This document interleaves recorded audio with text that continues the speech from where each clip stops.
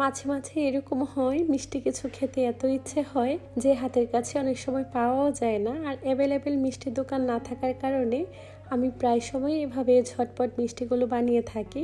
আজকে ওই রেসিপিটাই আপনাদের সঙ্গে শেয়ার করব। যারা একেবারে নতুন চাইলে তারাও বানিয়ে নিতে পারেন।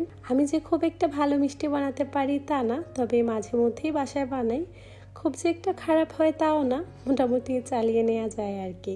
একটা হাঁড়িতে 2 কাপ পরিমাণ লিকুইড দুধ নিয়ে নিয়েছি। এটা ফুল ক্রিম ছিল। তারপর আমি একটা বাটিতে 1 টেবিল চামচ পরিমাণ ভিনেগার আর সামান্য একটু পানি দিয়ে মিশিয়ে নিয়েছি। এতে করে ভিনেগারের যে একটা স্ট্রং ফ্লেভার আছে ওটা অনেকটা হালকা হয়ে যায়, খুব বেশি একটা স্মেল থাকে না, যার কারণে পানিটা মিশিয়ে নিয়েছি। দুধটা যখন কিছুটা বলক চলে এসেছে এ পর্যায়ে আমি লিকুইড মিশ্রণটা দিয়ে দিয়েছি। নেড়ে চেড়ে আমি 1 মিনিটের মতো জাল করে নেওয়ার পর আলাদাভাবে ছানাটা সুন্দরভাবে রেডি হয়ে গিয়েছে আর পুরো লিকুইডটা একেবারে আলাদা হয়ে গিয়েছে। তারপর ছানাটাকে আমি ছেঁকে ঠান্ডা পানি দিয়ে ভালো করে ধুয়ে পরিষ্কার করে নিয়েছি। তারপর এটাকে আমি 1 ঘন্টার মতো ঝুলিয়ে রেখেছিলাম একটা সুতির কাপড়ের মধ্যে বেঁধে। যখন ছানা থেকে পানিটা পুরোপুরিভাবে ঝরে গিয়েছে তারপর আমি এটাকে বের করে তারপর এটাকে একটা বোলে আমি নিয়ে নিয়েছি।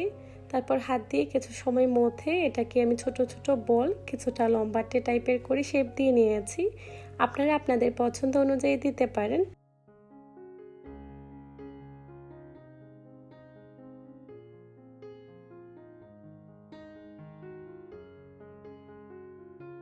এক কাপ পরিমাণ চিনির সাথে আমি 2 কাপ পরিমাণ পানি দিয়ে শিরাটা রেডি করে নিয়েছি।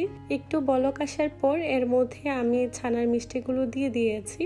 মিষ্টিগুলো দিয়ে আমি 4-5 মিনিটের মতো জাল করে নিয়েছি। এর মধ্যে মিষ্টিগুলো ফুলে একেবারে ডাবল হয়ে গিয়েছে।